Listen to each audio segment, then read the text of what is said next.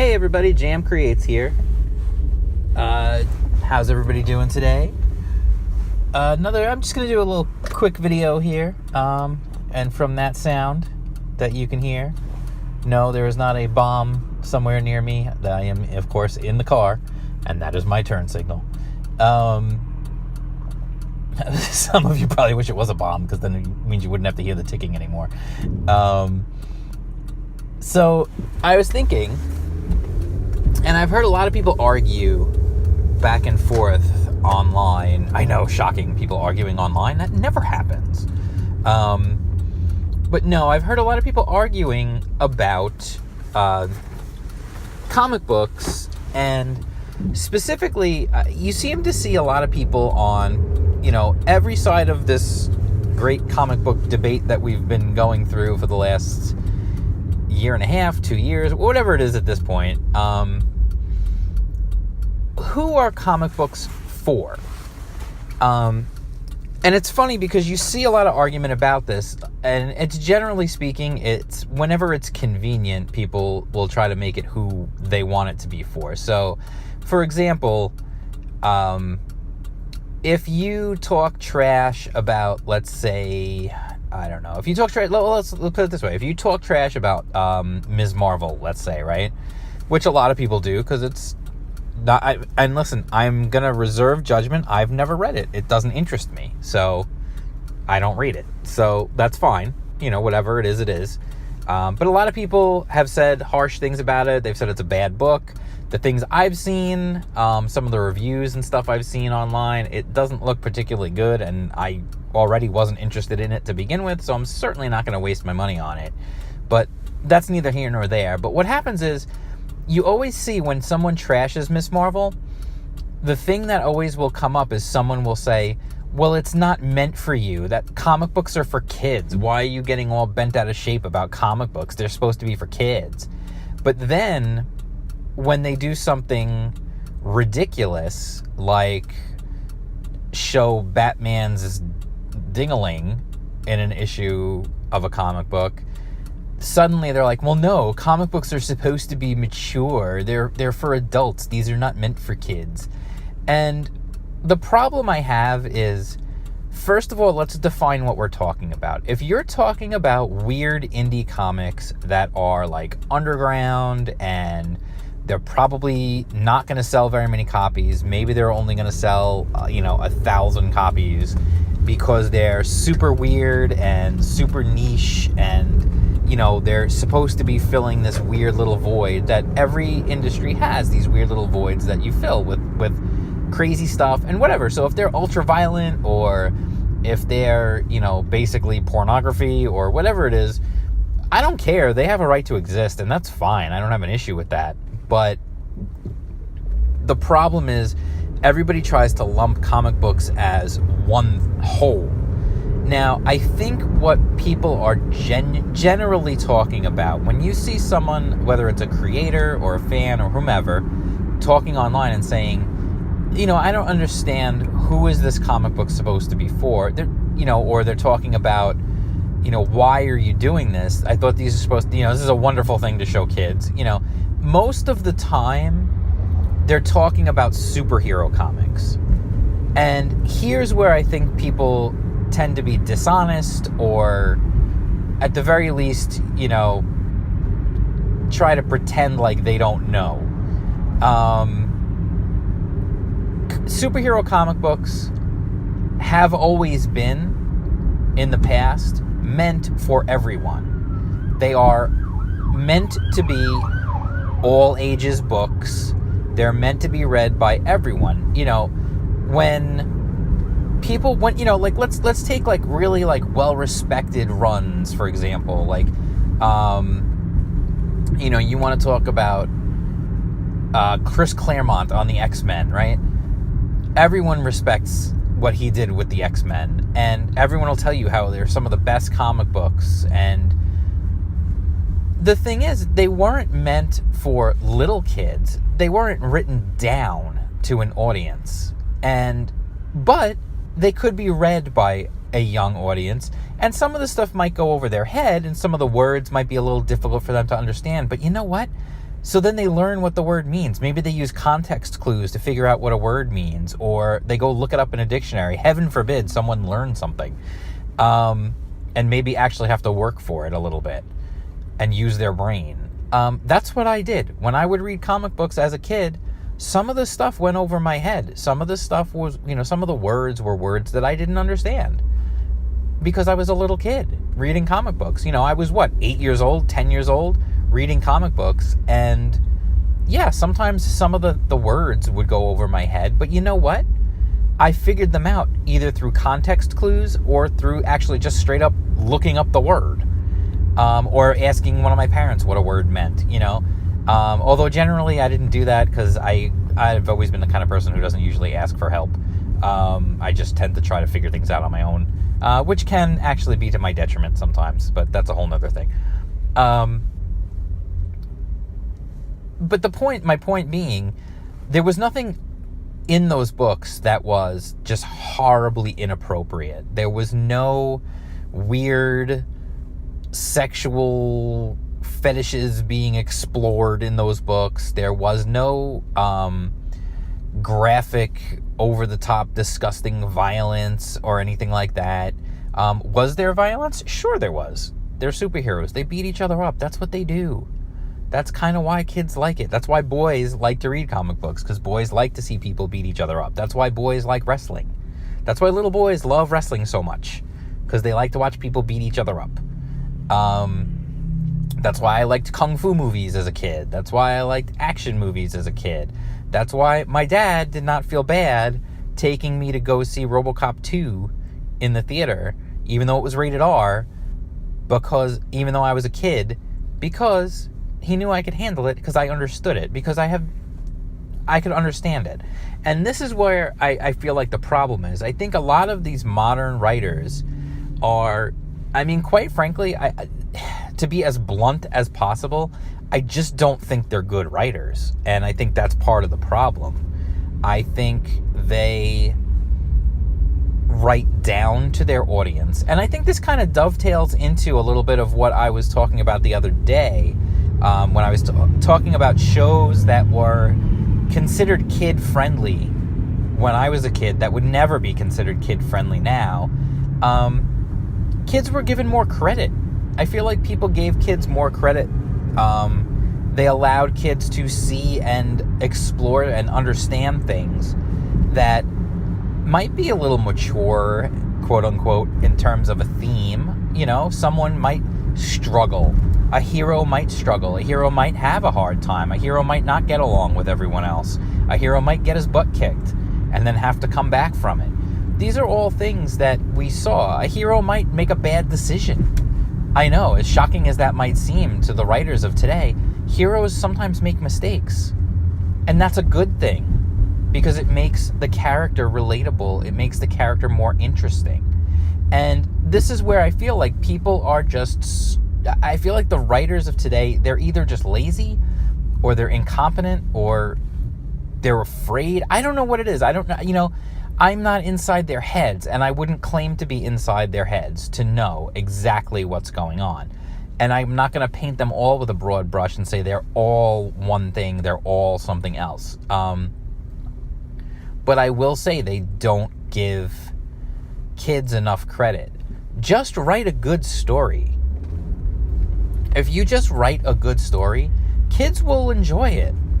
It doesn't have to be, if you're making something for kids, it doesn't have to be stupid. People wonder, it's funny because you see a lot of people out there wondering, and generally they seem to be the fans who care more than the pros at this point. They wonder, how has manga been able to just own American children now, whereas traditional American comic books don't? And I think part of it is, have you ever read any manga? They don't talk down to their audience. They tell a story, and the story is whatever the story is, and they expect the audience to just keep up. And that's it. And the nice thing about reading is that you can do it at your own pace. It's not like watching a movie or an anime or a TV show or whatever it is, where you can't control the flow of how things are happening. If you're reading a book and something doesn't quite make sense to you, you can go back and reread that part and try to figure it out. And you could stop for a minute and think. You can't really do that when you're watching a movie or something. So write a good story. Just keep it clean, honestly. Like, keep it fairly clean. We don't need, you could have the illusion, and I don't mean illusion, I mean illusion, to characters having sex. That's not the end of the world. I read plenty of comic books where they did that. I mean, hell, if you ever played Golgo 13 on the NES, yeah, I'm old. OMG, old man gaming. If you ever played Golgo 13 on the NES back in the day, if you play that game through to completion, that dude sleeps with 3 different people in that game. Duke Togo is one smooth operator. And it's fine. All they show is the shadows from the outside of a building coming together, and then the light goes off. We all know what that means. Even as kids, I understood what that meant, but it wasn't graphic. It wasn't disgusting. It wasn't anything unsavory.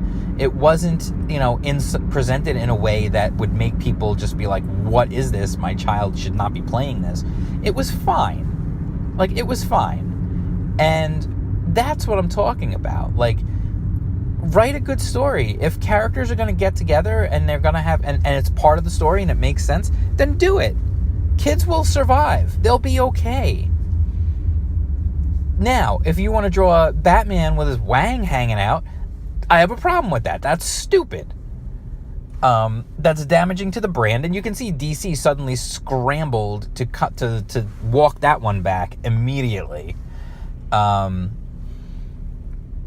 the point being, if you're going to write a story that's supposed to talk to kids, first of all, don't write propaganda. Don't try to set your agenda for these kids. Don't try to brainwash them. Kids don't respond well to that. They don't. It's not interesting to them. Tell a fun story. Tell a good story. And don't talk down to them. Not everything has to be this little silly, tee-hee-hee, I tell the funny jokes kind of thing. Look at me, I like to do silly stuff. I'm a silly character. Don't you love me? No. In fact, most kids will hate a character like that. Most kids will be like, this is just stupid. And listen, I'm going to call, this is the truth here. I know it hurts. Sometimes people don't want to hear it. The majority of readers of comic books are going to be male, and they don't really give a rip about silly, Hannah Montana humor in a Marvel comic book. They don't want that. That doesn't mean you can't have humor. Of course you can have humor. But you can also make your story good. You can tell a good, compelling story and not talk down to the kids reading it. And guess what? They'll enjoy it. And you know what else happens when you do that? And this is really shocking. You suddenly have a wide audience who is interested in your story and who can read it and enjoy it. Take a cue from some of the most successful films out there that were quote-unquote kids films. Generally what they are is they are something that kids and parents can both enjoy. It's why Pixar has been so successful. Watch the Toy Story films.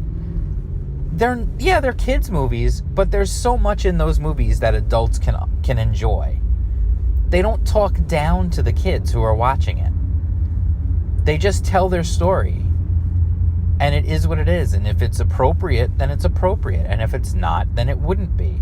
That's just the bottom line. And when you're talking about superhero comics, and this is what I think a lot of people don't, when they have these arguments, I don't know if it's a genuine misunderstanding or if they're purposely misconstruing these things. When you're talking about superhero comics, they should be meant for everyone. And what that means is it should be safe for a parent to buy an issue of Spider-Man and give to their 8-year-old kid to read, and it should still be interesting for someone who enjoys superheroes to take that same comic book, that same issue of Spider-Man, and give it to a 40-year-old, and they should be able to read it and enjoy it because it tells a good story. It doesn't dumb down the story for the audience. It doesn't try to talk down to the audience. It just tells its story. It gets in, it gets out, and it's done. That's all you need to do. That's all you need to do. When people say, comic books should be for everyone, a parent shouldn't be worried about going into a comic book store and being like, well, I don't know what ones to buy. And the comic book store shouldn't have to be separated. I mean, if you want to separate the real kitty stuff, that's fine. That I have no problem with that. You want to make comic books for little kids, that's fine. There's a place for that. And I think that would help to ingratiate kids to the idea of buying comic books and reading comic books and maybe make them a fan as they get older, because it's not this weird foreign thing to them. But if you're going to sell Superman, or you're going to sell Batman, or you're going to sell Iron Man, or whatever, it should be something that can be read by everyone. You're not making high art. You're not writing Hamlet. If you're writing an issue of Iron Man, it ain't Shakespeare, buddy. I got news for you. Stop trying to be an artiste. Just write a story. Just write a fun action-adventure story. And if you're writing, let's say you're writing Ms. Marvel, right? Don't make it just, brick stupid. You know what I mean? That should be the name of a character, by the way, Brick Stupid. Don't make it just so ridiculously dumb and to the point where it's just boring. Kids don't want to read that crap because it's boring. It's not because they don't like the character. Maybe they would like the character if the story was fun, if the story was interesting. Because guess what? Kids aren't stupid. Kids aren't stupid. Don't talk down to them. Don't dumb down your story for them. Don't make things, stupid just because you're writing something for kids. Just tell a good, fun story. I mean, for crying out loud, there's a 5-episode series of G.I. Joe where they're literally stealing the DNA from some of the greatest leaders in the history of the world, and leaders is a dubious thing, because they want to create a leader who will be better than Cobra Commander, and that's how they create Serpentor. You know how old I was when that was on? And I understood every little bit of it. When they went and they found, the bones of these different leaders, of Genghis Khan and all these, and they stole their DNA. The whole thing made sense to me. Now, as a little kid, did I know what DNA was? Probably not, but I understood the concept enough to know what they were doing and to understand the story. So anyway, I'm done with that for now. It was just a quick video of something that just kind of gets on my nerves when I see people disingenuously arguing about comic books and what they mean by comics should be for everyone and everything else. We're talking about superhero comics. I'm not talking about weird indie stuff that can be whatever it wants to be. I'm talking about mainstream comic books for everyone. Superheroes. Mass market superhero comics. Anyway, if you like this video, give it a thumbs up. If you agree with me, give it a thumbs up. If you disagree with me, give it a thumbs up anyway, just because I'm desperate for thumbs up. If you like the video, subscribe to the channel. Ring that bell for notifications, all that good stuff. Follow me on Twitter @JM_creates. And I'm going to pick up dinner, so I will talk to you again soon. Peace out.